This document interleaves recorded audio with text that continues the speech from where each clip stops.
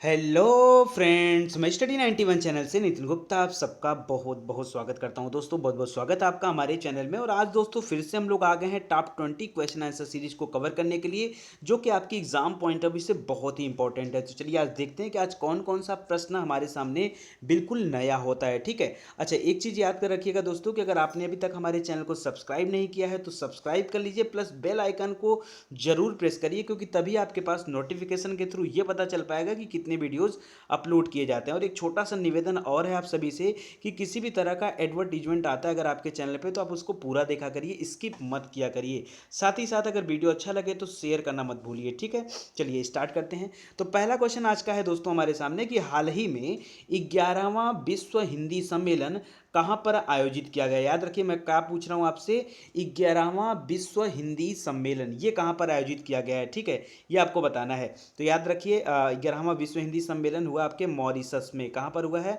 Mauritius में। अच्छा इसमें होता क्या, अभी हम लोग कुछ दिन पहले करंट अफेयर कवर कर रहे थे, तो उसमें हम लोगों को एक क्वेश्चन मिला था कि संस्कृत सम्मेलन कहाँ पे हुआ है। ठीक है, तो हम लोगों ने पढ़ा कि कनाडा में हुआ था, वैंकूवर में। कनाडा में एक जगह था वैंकूवर, वहाँ पर हुआ था 2018 में। और हर 3 साल पे होता है, तो 2021 में अगला होने वाला है संस्कृत वाला, ऑस्ट्रेलिया के कैनबरा में होने वाला है। तो इसका भी याद रखिएगा दोस्तों, ये जो विश्व हिंदी सम्मेलन है इस बार मॉरिशस में हो रहा है। ठीक है, अभी अगला डेट नहीं आया है। ठीक है, याद रखिए चाहिए 2018 का है।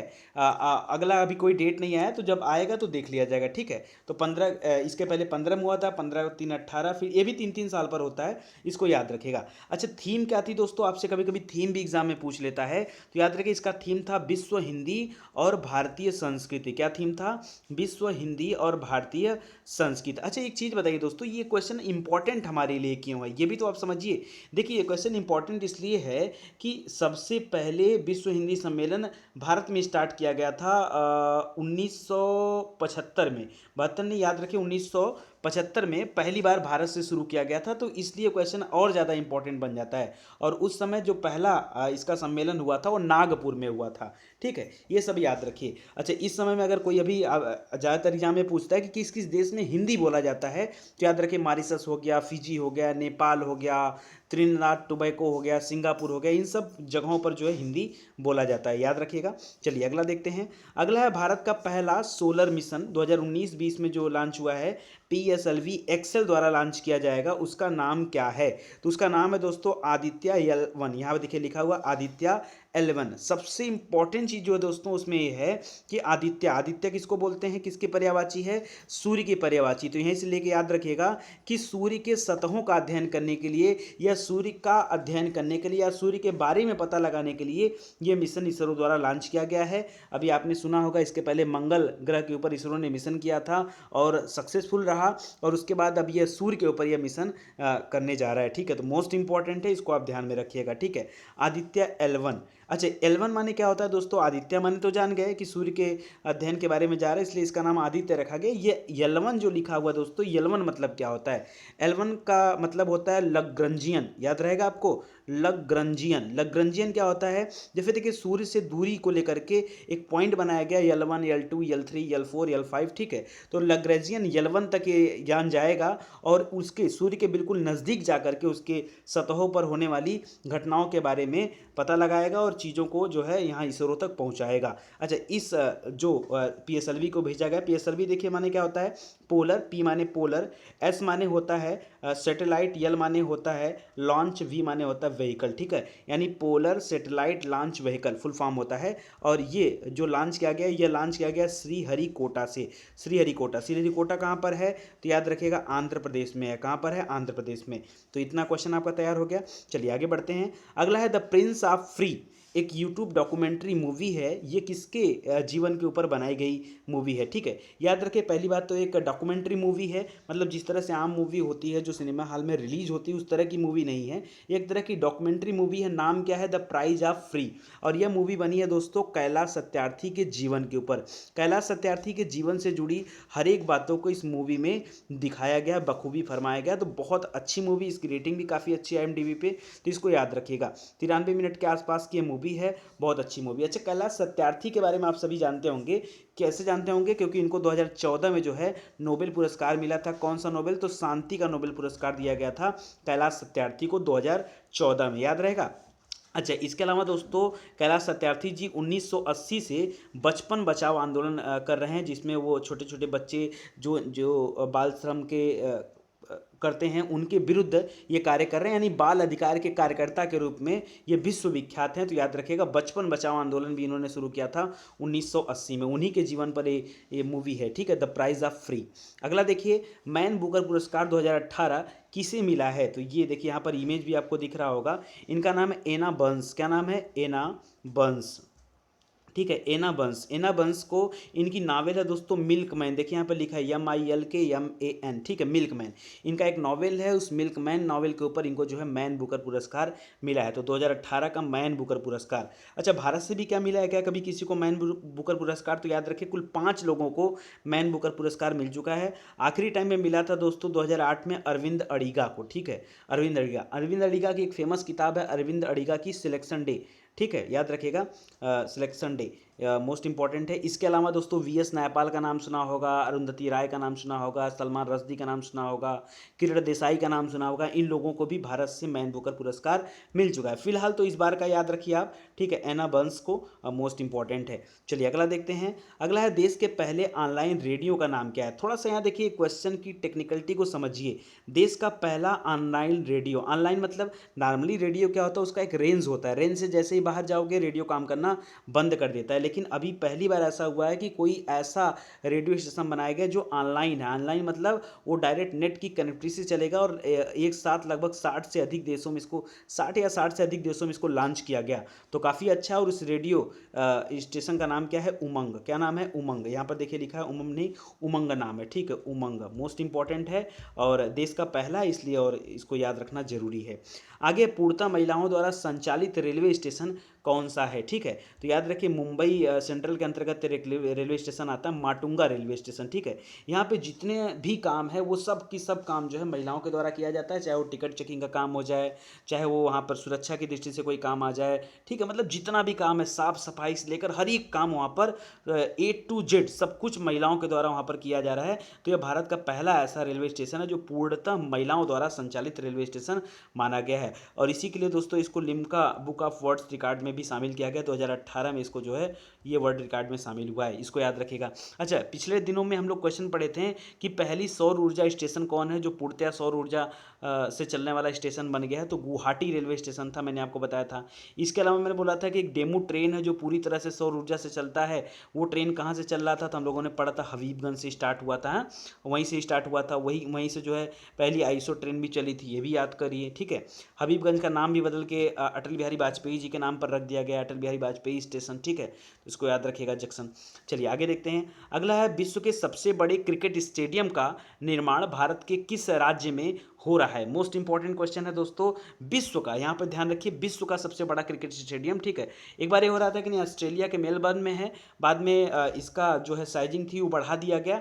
तो अभी याद रखिए, अभी तक में तो विश्व का सबसे बड़ा क्रिकेट स्टेडियम है। हो सकता है आगे और भी कोई देश इससे बड़ा भी क्रिकेट स्टेडियम बनाए। अब आप इतने बात से अंदाजा लगा लीजिए कि एक साथ 1 लाख से अधिक लोगों की बैठने की यहाँ पर व्यवस्था है। सोचिए कितना बड़ा स्टेशन होगा, क्रिकेट स्टेडियम होगा, ठीक है, तो याद रखिए। और यह स्टेडियम बन रहा है गुजरात में।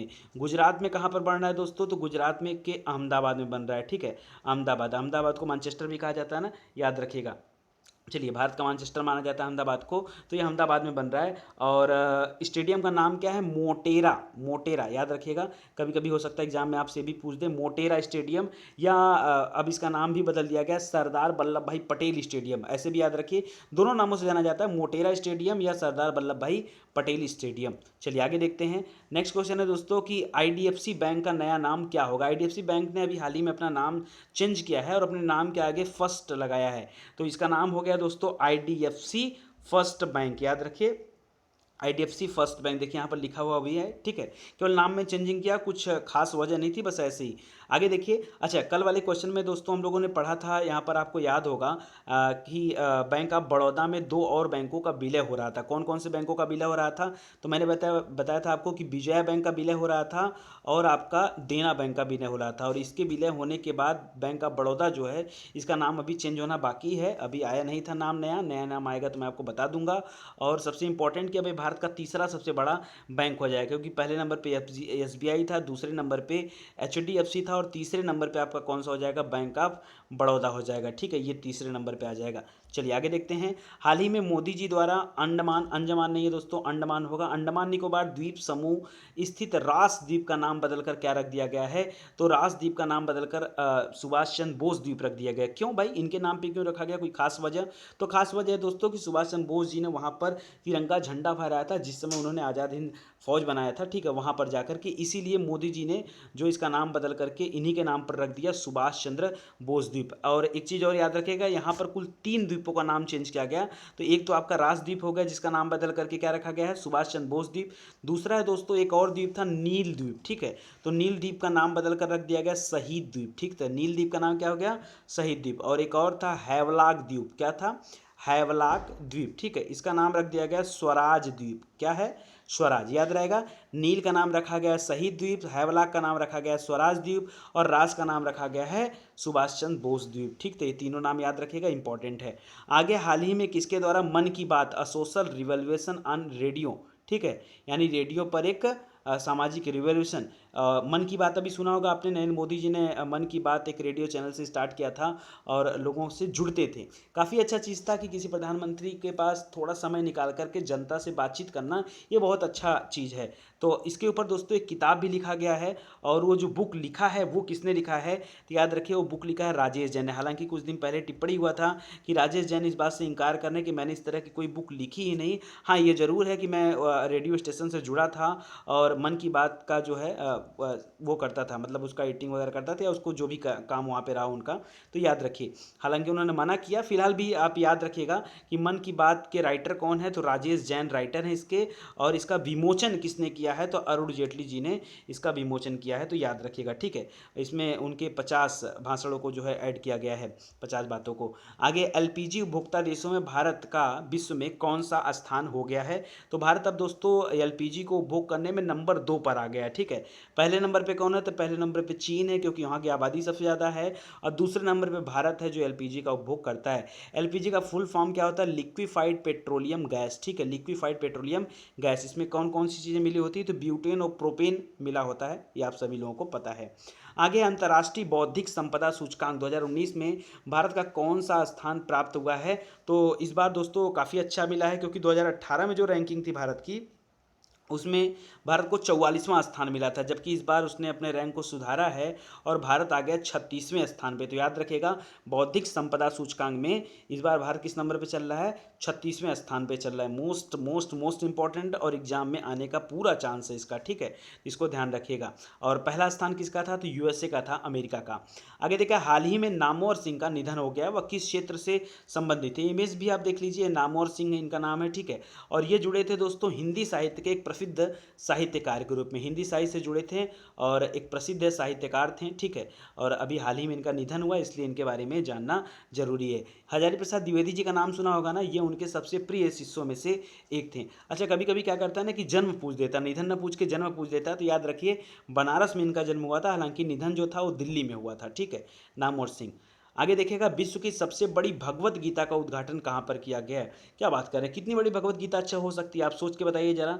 दोस्तों ये इतनी बड़ी भगवत गीता है कि इसका एक पेज पलटने के लिए कम से कम 3 से 4 लोगों की ज़रूरत पड़ती है और इसका टोटल वेट जो है वो 800 किलो का है। अब आप दिमाग लगा लो कि कितनी बड़ी भगवत गीता होगी, 800 किलो का जो भगवत गीता हो, सोचो कितनी बड़ी भगवत गीता होगी। और ये भगवत गीता जो है दिल्ली के इस्कॉन टेम्पल में रखा गया है। कहाँ पर रखा गया है, इस्कॉन टेम्पल में रखा गया। बहुत अच्छा मंदिर इस्कॉन मंदिर, और मोदी जी ने जाकर वहाँ पर इस चीज़ का जो है विमोचन भी किया था। मोस्ट इंपॉर्टेंट, ये बात ध्यान देने लायक है। ठीक है, अच्छा एक चीज़ और याद रखिएगा दोस्तों, ये भगवत गीता की किताब छपी कहाँ पर है, हो सकता है ये भी आपसे पूछ दे, तो याद रखिएगा ये इटली से छप के आई है। कहाँ से आई गई, इटली से मंगवाई गई छपवा करके। ठीक है, और इस्कॉन टेम्पल में स्पेशली कुछ घोड़े मंगाए जा रहे हैं, वो घोड़े चाइना से बनकर आने वाले हैं, अभी आए नहीं हैं, आने वाले हैं, तो भी याद रखिएगा। ठीक है, चलिए आगे देखते हैं। आगे हाल ही में सरकार द्वारा अनूप, अनूप सत्यार्थ नहीं पूरा नाम है दोस्तों, अनूप सतपथी, क्या नाम है इनका, नाम है अनूप सतपथी, यहाँ टाइपिंग में मिस्टेक हुई है। ठीक है, अनूप सतपथी, अनूप सतपथी। कह रहा हाल ही में सरकार द्वारा अनूप सतपथी के नेतृत्व में गठित समिति ने रिपोर्ट प्रस्तुत की है। यह समिति किससे संबंधित है? देखिए लेटेस्ट कमेटी बनी है, ठीक है, इसलिए आपसे एग्जाम में पूछ सकता है। याद रखिए न्यूनतम मजदूरी के निर्धारण के लिए कमेटी बनाई गई थी। किसके लिए? न्यूनतम मजदूरी। ये होता है ना यार कि किसी व्यक्ति को मजदूरी कितना रुपया दिया जाए, ठीक है, तो इसके लिए कमेटी बनाई गई थी। तो इस कमेटी ने चेक किया और चेक करने के बाद बताया कि एक दिन में जो है 375 रुपये, यहाँ देखिए 350 जरूर लिखा हुआ है, ठीक है, लेकिन यहाँ पर 25 रुपया और ऐड किया गया बाद में। 375 रुपया पर डे जो है उनको कम से कम मिलना चाहिए, जो मिनिमम मजदूरी दर जो है देखा गया यहाँ पर, ठीक है। अच्छा एक चीज़ और याद रखिएगा दोस्तों कि महीने में कितने दिन कम से कम काम मिलना चाहिए, तो कम से कम 26 दिन काम मिलना चाहिए। बहुत इंपॉर्टेंट है, बहुत ज़्यादा पूछता है एग्जाम में। और मंथली सैलरी मिनिमम कितना होना चाहिए, तो कम से कम 9,750 रुपये वो व्यक्ति न्यूनतम मंथली इतना कमाता हो। और 375 रुपये अगर हम करें तो पर डे की बात करें, ठीक है, ये न्यूनतम मजदूरी दर है। ये एग्जाम में पक्का आ सकता है। आगे भारतीय वन रिपोर्ट, वन नहीं होता वन होता है। भारतीय वन रिपोर्ट 2017 के अनुसार देश में वन और वृक्षावरण कुल भौगोलिक क्षेत्रफल के कितने प्रतिशत है? तो याद रखिए 2 दूना 4 और 3 त्रिका 9। तो ये बस याद कर लीजिए, ठीक है, आपसे एग्जाम में पूछता है लेकिन एग्जाम में भूलते बहुत जल्दी हैं, अब नहीं भूलेंगे। 2 दूना 4 3 त्रिका 9 यानी 24.39% जो है ये पूछा आपसे। क्या है? कह रहा देश में वन और वृक्षावरण कुल भौगोलिक क्षेत्रफल कितना परसेंट है, तो इतने परसेंट वन है, याद रखेगा। इसके पहले हम लोग एक दिन कवर कर रहे थे तो उसमें लोगों ने पढ़ा था कि आंध्र प्रदेश में सबसे ज़्यादा वृद्धि हुआ है वन और वृक्षावरण को लेकर के, सबसे ज़्यादा परसेंटेज वृद्धि, जो कि पहले पूर्वोत्तर भारत में हुआ करता था, इस बार वो आंध्र प्रदेश, केरल और कर्नाटक में हुआ है, ठीक है, 3 जगहों पर लाइन से, याद रखेगा। चलिए आगे देखिए, द थर्ड पिलर किसकी रचना है? तो थर्ड पिलर रचना है दोस्तों रघुराम जी राजन की, ठीक है, और ये पूर्व में क्या थे? आपके गवर्नर थे आरबीआई में, तो याद रखिए इन्हीं को आरबीआई से निकलने को रेग्जिट नाम दिया गया था। क्या नाम दिया गया था? रेग्जिट, यानी रघुराम राजन एग्जिट बराबर क्या हो गया? रेग्जिट, याद रखेगा, ठीक है। तो यहाँ पर याद रखिए उनकी रचना है, उन्हीं की रचना है the third pillar, most important. और इनकी एक और किताब है दोस्तों, बहुत फेमस किताब है, उस किताब का नाम है I do what I do, I do what I do, most important. ये दोनों किताबें उनकी बहुत फेमस किताबें हैं। कभी अगर इनसे क्वेश्चन बनता है तो इस 2 किताब के नाम जो है आपसे पूछे जा सकते हैं एग्जाम में।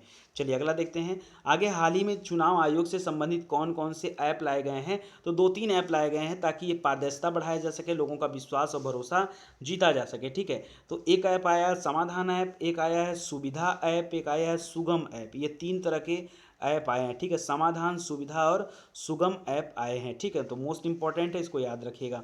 चलिए आगे देखते हैं। अगला कह रहा है कि माननीय अटल बिहारी वाजपेयी चिकित्सा विश्वविद्यालय की स्थापना कहाँ पर किया जा रहा है? आपको ये बताना है, बताइए। अटल बिहारी वाजपेयी चिकित्सा विश्वविद्यालय का स्थापना कहाँ पर किया जा रहा है?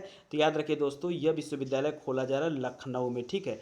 अब क्योंकि अटल बिहारी वाजपेयी जी की अभी हाल ही में मृत्यु हुआ, तो उनके नाम पे जो भी स्टेशन, जो भी चौक, अच्छा याद रखिए लखनऊ में एक चौराहे का नाम भी उन्हीं के नाम पर रख दिया गया, ठीक है, अटल बिहारी वाजपेयी चौक, ठीक है, तो वो भी याद रखिए। और उनके नाम पर एक चिकित्सा विश्वविद्यालय बनाया गया, हबीबगंज रेलवे स्टेशन का नाम भी चेंज किया गया।